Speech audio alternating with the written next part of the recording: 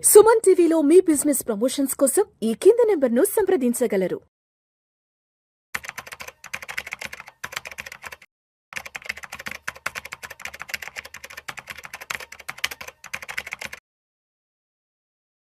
గిరిబాబు గారు నమస్తే సార్. నమస్తే అండి. గిరిబాబు గారు ఇవాళ ఒక మంచి టాపిక్ గురించి మాట్లాడదాం అనుకున్నాను. డిస్కస్ చేద్దాం. డబ్బుల విషయంలో ఖర్చులన్నీ పోయాక మిగిలిన దాన్ని పొదుపు చేయాలంటారా, లేదంటే పొదుపు చేశాక ఆ మిగిలిన దాన్ని ఖర్చు చేయాలంటారా? సో డబ్బు విషయంలో మన మనస్తత్వం, మన ధోరణి ఎలా ఉండాలి? డెఫినెట్లీ మీరు చెప్పిన దాంట్లో సెకండ్ స్టేట్మెంటే కరెక్ట్. మనకు ఏదైతే ఆదాయం వస్తుందో ఆదాయంలో నుంచి ఫస్ట్ సేవింగ్ చేయాలి. ఆ సేవింగ్ చేసిన తర్వాత మిగిలింది ఖర్చు పెట్టుకోవాలి. వారెన్ బఫెట్ ది 10 కమాండ్మెంట్స్ అని ఒకటి బుక్ ఉంటుంది. అందులో తను చెప్పే మొట్టమొదటి ప్రాథమిక సూత్రం ఏంటంటే first income minus savings should be your expenses. ఇది rule number 1. Second rule, don't forget the first rule. అంటే అంత గట్టిగా చెప్తుంటాడు తను. ఫస్ట్ వచ్చిన ఆదాయంలో నుంచి సేవింగ్స్ అంటే రేపటి కోసం, రేపటి అవసరాల కోసం, భవిష్యత్ అవసరాల కోసం పక్కన పెట్టిన తర్వాత రిమైనింగే మనం ఖర్చు పెట్టుకోవాలి. అయితే ఇంకొక సేవింగ్ ఉంటుంది. ఇప్పుడు కనుక మీరు అవసరం లేని వస్తువుల మీద ఖర్చు పెడితే రేపు అవసరమైన వస్తువులు అమ్ముకోవాల్సి వస్తుంది. అంటే మీ ఖర్చు కూడా అవసరమైన వాటి మీద పెట్టుకోవాలి. అంతేగాని కొంతమంది వీకెండ్ వస్తే వీకెండ్ షాపింగ్, లేదంటే మంత్లీ షాపింగ్, అమెజాన్ సేల్ పడితే అమెజాన్ షాపింగ్, ఫ్లిప్కార్ట్ సేల్ పడితే ఫ్లిప్కార్ట్ షాపింగ్, ఇలా షాపింగ్ చేయడం కోసమే షాపింగ్ చేస్తారు. ఇది ఎంత దారుణమైన విషయం అంటే వాళ్ళు దీన్ని విండో షాపింగ్ అంటారు, ఇంపల్స్ బయింగ్ అంటారు. అంటే ఏదో కనపడింది మంచిది కొనుక్కున్నా, అది కొనేంతసేపు ఉన్న ఆలోచన కొన్న తర్వాత ఉండదు మళ్ళీ. సో ఇవన్నీ వృధా ఖర్చులు. ఫస్ట్ ఈ వృధా ఖర్చులు ఎప్పుడు అరికడతాం? మన డబ్బులు లేకపోతే. కనుక నా ఖర్చులు ఎంత ఉన్నాయి, నాకు అవసరమైన ఖర్చులు ఎంత ఉన్నాయి, లయబిలిటీస్ ఎంత ఉన్నాయి ముందే మనకు అర్థమవుతుంది కదా. కనుక నా చేతులు కట్టేసుకోవాలి అంటే ఫస్ట్ నా దగ్గర నుంచి వచ్చిన ఇన్కంలో నుంచి సేవింగ్స్ పక్కన తీసేసి, అంటే రేపటి కోసం, భవిష్యత్ అవసరాల కోసం పక్కన పెట్టి రిమైనింగ్ ఖర్చు పెట్టుకుంటూ ఉండాలి. అలా లేకుండా మనము అన్నీ అయిపోయాక సేవింగ్ చేద్దామంటే ఎప్పటికీ జరగదు అది. ఎందుకు? ఈ పనికిరాని ఖర్చులు, అవసరం లేని ఖర్చులు, అనవసరపు ఖర్చులు పెరుగుతూ ఉంటాయి. వాటితో డబ్బులు ఉంటాయా? ఉండవు. అందుకే చాలామంది ఎస్ఐపి చేసేటప్పుడు, ఎస్ఐపి అంటే సిస్టమాటిక్ ఇన్వెస్ట్మెంట్ ప్లాన్ అనేది ఒక ఆటో డిడక్షన్ ప్రాసెస్. ఇది అయితే కొంతమంది చెప్తూ ఉంటారు, ఇటు ఆటో డిడక్షన్ వద్దండి, ఎవ్రీ మంత్ నేను చెప్తూ ఉంటాను అలా చేయమంటారు. నేను అసలు వద్దని చెప్తాను. ఎందుకంటే ఒకటి ఫోర్స్ఫుల్ సేవింగ్ ఉండాలి. ఎస్ఐపి అనేది బై డిఫాల్ట్ ఒక డేట్ పెట్టుకుంటాం, 10th, 5th, 15th అట్లా పెట్టుకుంటే ఆ డేట్ నాడు మొత్తం వెళ్ళిపోతుంది. సో ఆ డేట్ నాడు మొత్తం వెళ్ళిపోతుంది. ఒకవేళ బ్యాంకులో లేకపోతే ఈఎంఐ బౌన్స్ లాగా ఛార్జ్ చేస్తారు. ఒక భయం ఉంటుంది కదా. సో ఈఎంఐ ఎందుకు అంత బౌన్స్ కడుతూ ఉంటారంటే ఈఎంఐ అంటే భయం, భక్తి, అంత గౌరవంగా కడుతూ ఉంటారు. కానీ ఇన్వెస్ట్మెంట్ వచ్చేప్పటికీ సడన్గా నా ఖర్చులు పెరిగిపోతే డబ్బులు ఉండవేమో, నేను కట్టలేకపోతానేమో అని చెప్తూ ఉంటారు. అలాంటి వాళ్ళని కట్ చేసుకోవాలి అంటే ఖచ్చితంగా ఒక ఈఎంఐ లాగా ఒక ఎస్ఐపి పెట్టేసి ఆటోమేటిక్ డిడక్షన్ పెట్టేస్తే ఈ డబ్బులు పోయాక మిగిలిందే కదా మీరు ఖర్చు పెట్టేది. కనుక మీరు చెప్పిన స్టేట్మెంట్లో డెఫినెట్లీ సెకండ్ వన్నే, అంటే మన దగ్గర ఉన్న ఆదాయంలో నుంచి అన్ని సేవింగ్ చేసిన తర్వాత రిమైనింగ్ ఖర్చు పెట్టుకోవాలి. ఈ ఖర్చు పెట్టేది కూడా దేని మీద చేయాలి? వస్తువుల మీద కాదు, అనుభవాల మీద. చాలామంది ఏం చేస్తారంటే, ఇప్పుడు నేను ఒక షాపింగ్లో చూశాను, షర్ట్ బాగుంది, ప్యాంట్ బాగుంది అని, ఆ షర్ట్ బాగున్న షర్ట్ బాగున్న ప్యాంట్ కాదు, నువ్వు వేసుకుంటే నీకు బాగుంటుందా లేదా, మనం వేసుకుంటే మనకు నచ్చుద్దా లేదా. అంటే మనం వేసుకుంటే ఒక మంచి చొక్కా, మంచి బట్టలు వేసుకుంటే ఎంత హుందాతనం ఉంటుంది. అంటే ఆ డ్రెస్ సెన్స్ అనేది మీ యొక్క వ్యక్తిత్వాన్ని చూపిస్తుంది. కనుక అలా మనకు నప్పేది, మనకు సూటబుల్ డ్రెస్ కొనుక్కోవాలి. అంతేగాని షాపింగ్లో అదేదో రంగు బాగుందనో లేకపోతే ఇంకోటి బాగుందనో అలా కొనకూడదు. అంటే ఇలాంటివి కట్ చేయాలి అంటే ఫస్ట్ మీకున్న ఆదాయంలోంచి సేవింగ్ చేసేసేయండి. నేను ప్రతి నెల ఇంత సేవ్ చేస్తాను, ఇంత సేవ్ చేస్తూ పోతే ఇంత అప్రాక్సిమేట్లీ రిటర్న్స్ వస్తే దీని మొత్తం ఇన్ని సంవత్సరాలు ఇంత అవుతుంది, ఇది నా రిటైర్మెంట్ ఫండ్, ఇది నా పిల్లల ఎడ్యుకేషన్ ఫండ్, ఇది నా పిల్లల మ్యారేజ్ కోసం, ఇది నా ఇల్లు కొనుక్కోవడం కోసం, ఇది నా వెకేషన్ కోసం, ఇలా డివైడ్ చేసుకోండి.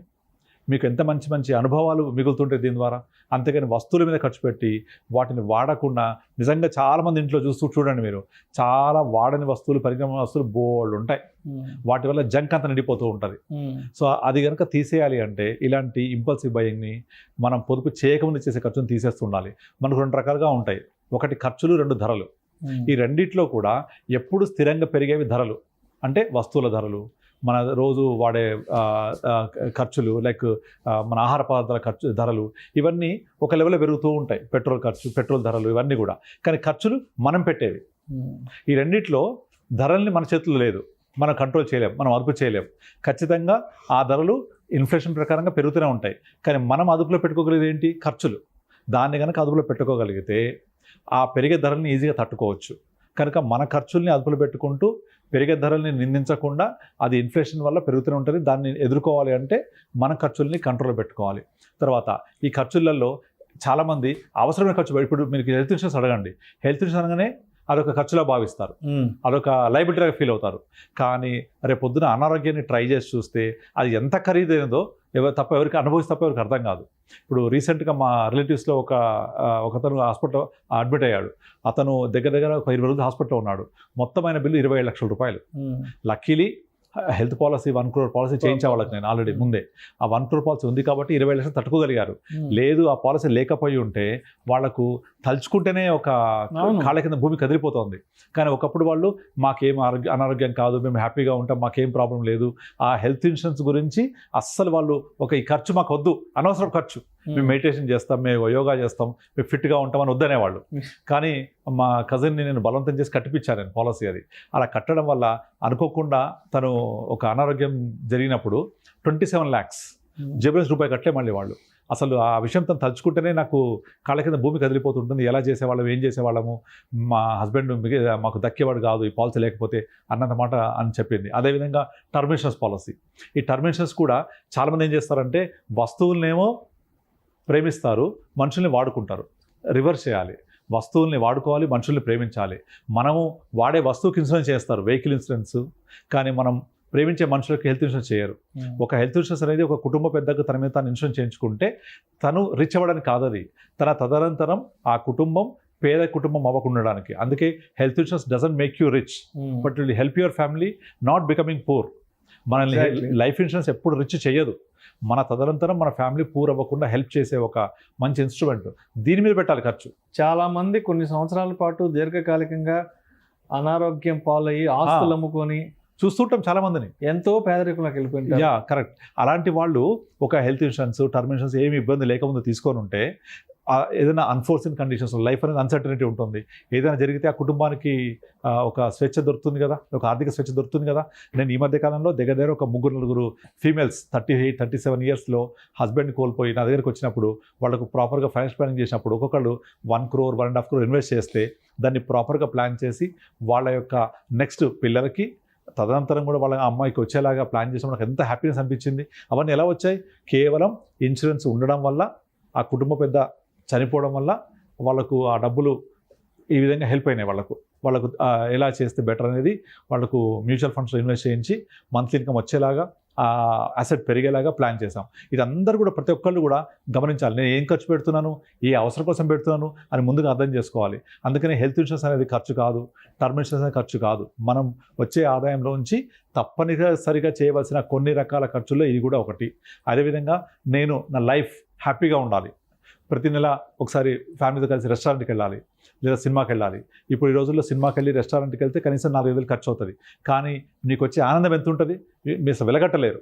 మనం తాయికెళ్ళి సినిమాలు చూసాం కదా, ఎవ్రీ వీకెండ్ నువ్వు సిటీకి వెళ్ళి సినిమా చూసి ఒక ఐస్ క్రీమ్ తిని, కూల్ డ్రింక్ తాగి, ఒక బెలూన్ సర్కస్కి వెళ్ళి ఇలా చేస్తే పెద్ద ఖర్చేం కాదు. దానివల్ల మనం లక్షల కోట్లు ఖర్చు పెడితే ఆనందం రాదు. ఇది చిన్న చిన్న ఆనందాలు, మంచి బట్టలు వేసుకుంటే, నచ్చింది తింటే, నచ్చిన కారు నడిపితే, నచ్చిన మనుషులతో ఉంటే ఎంత హ్యాపీగా ఉంటుంది. సో ఈ ఆనందం మీద మీరు ఖర్చు పెట్టండి. అంతేగాని వచ్చిన ఇన్కమ్ మొత్తాన్ని ఖర్చు పెట్టుకుంటూ పోతే రేపంటూ మీకేం మిగలదు. సో నారు పోసిన వాడు నిరుపోయిపోతాడంటే చాలా తప్పు. రేపు పొద్దున మన పిల్లల మీద డిపెండ్ అయ్యే పరిస్థితి ఉండదు. పెద్ద అయిన తర్వాత మనకు మనుషులు కావాలి, అనుభవాలు మిగలాలి.